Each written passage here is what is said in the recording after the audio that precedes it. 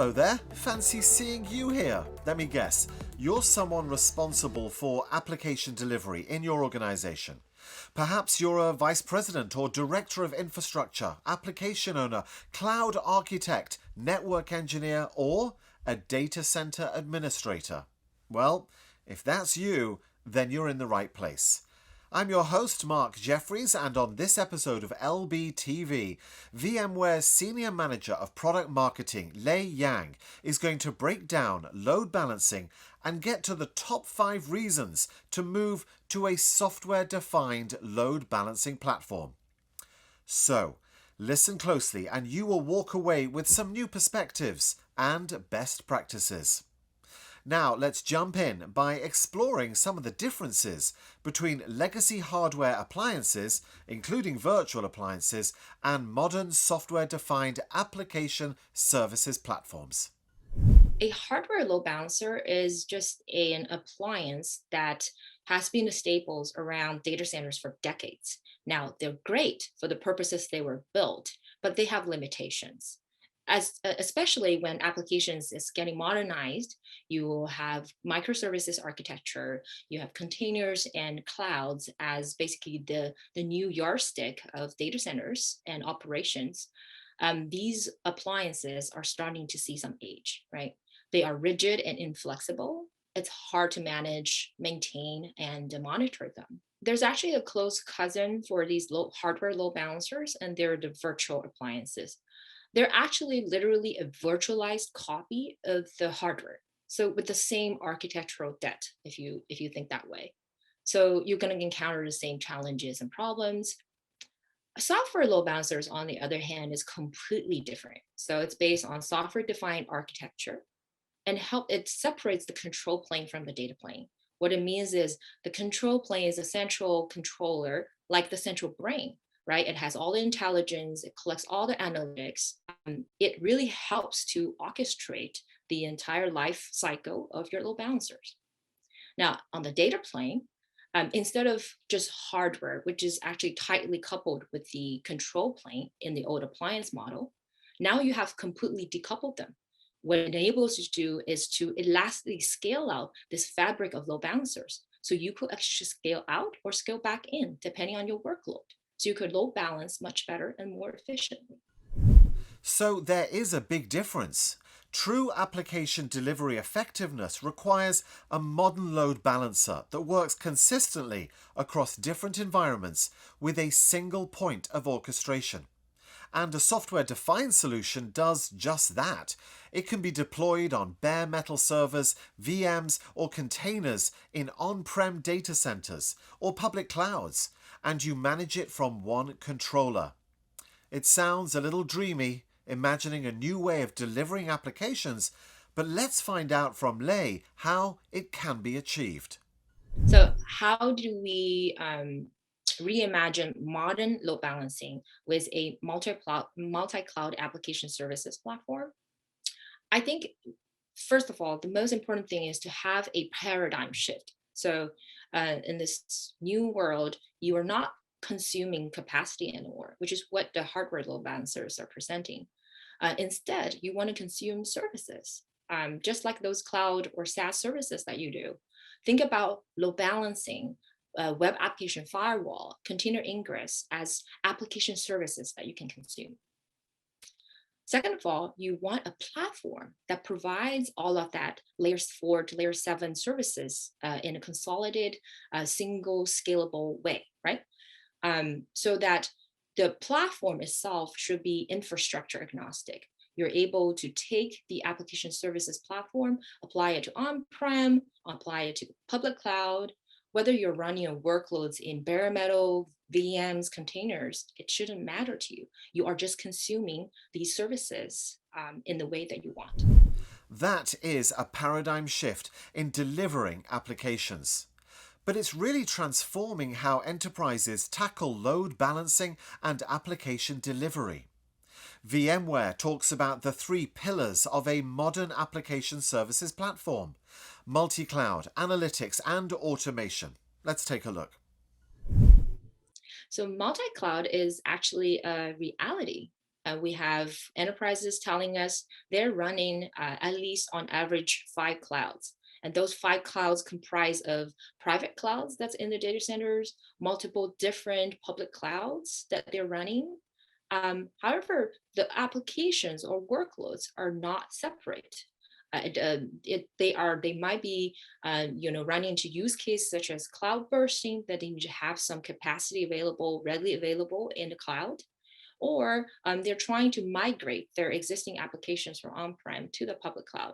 But it's never either or. They have applications that is in both on-prem and public cloud world. And you're also dealing a very heterogeneous environments in terms of where applications are running on, whether it's bare metals, VMs, or containers. I also want to point out that multi-cloud does not mean multiple clouds, because the multiple clouds itself just suggests it's very disparate systems, that they don't talk to each other. But that's not the reality. Applications are spanning across different environments. As a matter of fact, they want to be agnostic to the underlying infrastructure they're running on. But how do you ensure a consistent set of policies when the applications are so dispersed and discrete and distributed, right? So it requires some kind of architecture that is able to orchestrate all of this from a centralized place. Great, that's multi-cloud. But what about analytics? Analytics is very important, but before I get to what it means for load balancing and application services, I want to differentiate the difference from analytics to telemetries. Because telemetry is a very important component, right? Because that's where you're collecting data. But a few factors to think is, first of all, where are you collecting the data? So the fact that load balancer is actually in a prime location, it's in between your applications and backend servers. So it has all the traffic going through it. So it's able to collect all the inline data, real-time data, and very useful insights that you can derive from both your infrastructure and applications. Therefore, you call about the location in real estate. We talk about location, location, location. The same thing applies to load balancers and application services. So the kind of analytics it collects is unique. Second of all, what do you do with the analytics once you have it, right? You just show up, pop it on a beautiful dashboard and call it a day. That's not what we think. I think once you collect the analytics, you have to think, how can it form that closed loop feedback into your system, into your platform, so that you can make informed decisions based on the raw data you collected. Sure, in the back end, there's some machine learning, data mining going on. But most importantly is, how can you surface useful information so that operators and users can make use of it? To see is to believe. Let me actually show you an example of what I meant for analytics. So if you look at this dashboard of an application services platform, as I said, the load balancer is actually very conveniently situated in a very critical path. So it's between the client and the backend server and before it reaches the applications.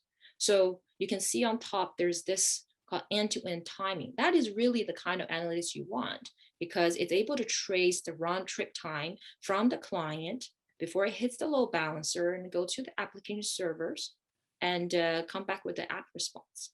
So for every single transactions that we log going through the load balancers, you have full anatomy, right, of that transaction. And the diagram down there that actually very visually shows you where the problem is. Hey, your green represents network, the yellow is applications. So where do you think the problem is? The applications. So it helps the networking teams to really end that finger pointing wars and not be able to figure out where the root cause of the problem is. So they can conveniently forward the ticket to the next team. That's to take a closer look at it instead of wasting cycles on figuring out, is there any networking issues? That still leaves us with the third pillar, automation. Now, automation capabilities in modern application services are crucial and delivered through the lifecycle management. But let's also talk, though, about what automation is. Is it just REST APIs? Well, the answer is no. When I think about automation, I think about two forms of automation. One is explicit, one is implicit. So when I say explicit, it's the obvious that people think about REST for APIs, people think about a single endpoints for integrations and so on. And I think that's important. So you should have a centralized almost controller that acts as the single API endpoint that you can integrate both northbound and southbound so that your platform is actually integrated with the ecosystem. So when I say northbound, it could be meaning exposing your operational dashboard to Splunk or to other analytics tools that you have available to manage your operations of the entire data center and cloud. Southbound APIs meaning that you should be infrastructure agnostic. Doesn't matter what platform that you're operating on, the multi-cloud world that we mentioned, that you are simply able to pass the traffic smoothly, right? The implicit automation that I was talking about has something to do with um, how can you integrate the analytics data that you just collected and form that intelligent loop so that you can derive a lot of intelligent decisions as well as machine learning, learning about your traffic intelligently. So automation and analytics kind of go hand in hand and form like a intelligent loop, if you would say.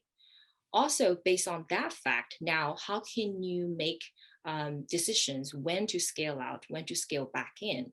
And that is the power of the elastic fabric of load balancers that we talk about. So you can truly provide a scalable platform, elastic platform that is very much needed in the new era of cloud and containers. And you can't deny the results. Improved responsiveness to line of businesses, the ability to support new application architecture, the elimination of manual configuration errors with automation, and ensuring consistency across applications, to name a few. Now, you've made it this far, and the next logical thing to ask yourself is, will I be able to strengthen my security with a web application firewall? Well, the short answer is yes. The reason is simple, it's the location, because you know the load balancers happen to be situated between your users and applications, so it's a natural place to deploy WAF to protect your applications as the first line of defense. um, um, with that in mind, 90% of our customers actually complain to us that WAF is too complex to deploy. It's hard to customize the rules. There are just too many rule sets to go through. It generates a lot of false positives. How can we avoid it? Now, we think the answer is we need to provide a simple button, almost like a simple button to enable WAF, so that it's easy to operationalize WAF in the real world. And second of all, we know that WAF is a computational intensive operation because we have customers who tell us once they turn on WAF, it brings down their applications, bring down the entire site. They can't do it, so they have to quickly turn it off. But that's kind of you're compromising between your security and the basically the operations of your entire business and applications, which is a no-no. So we want to make sure that we have an optimized security pipeline that can help you to more effectively process the packets, go through don't not just hitting the signature engines, but also go through majority of it should go through the positive security model, which takes much less time.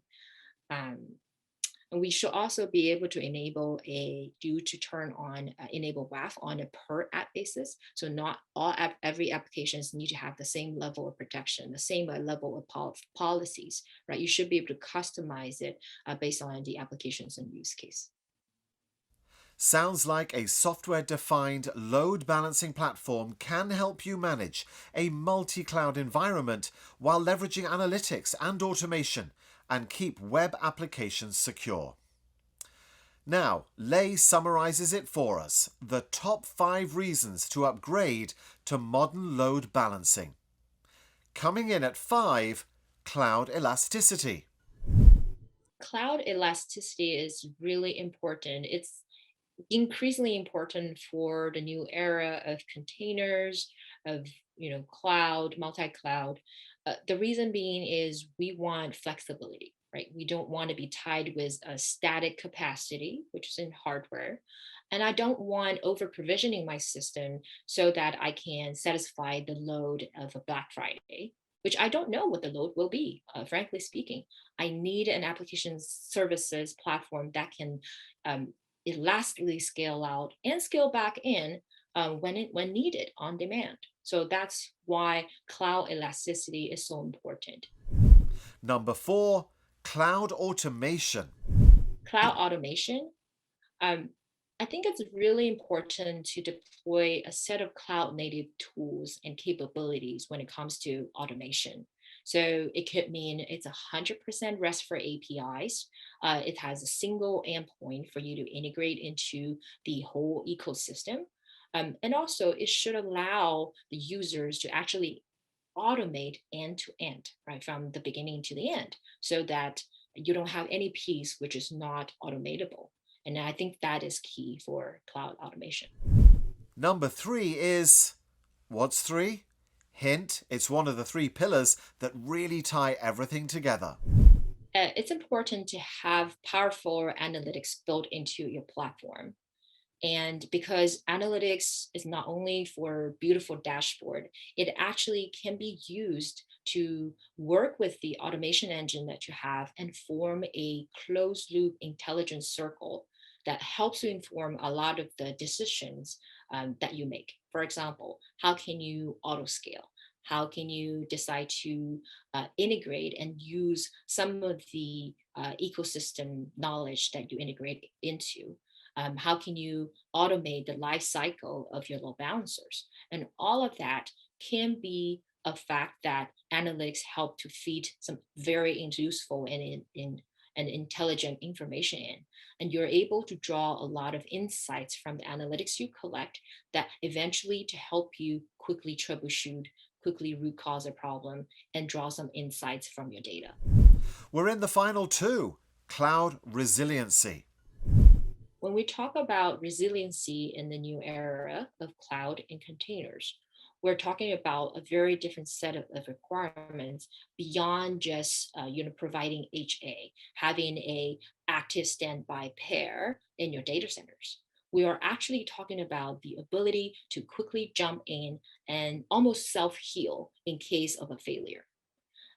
Therefore, you have to be able to treat your application services or load balancers as little components that you can quickly tear down when there's some problem and spin back up in maybe in the different locations very quickly. So in that way, you can really enable use cases such as cloud bursting, going to the cloud for more capacity when you need it, making sure that you bring down a cluster that is not performing so well, but quickly spin up another one so that your applications are not impacted.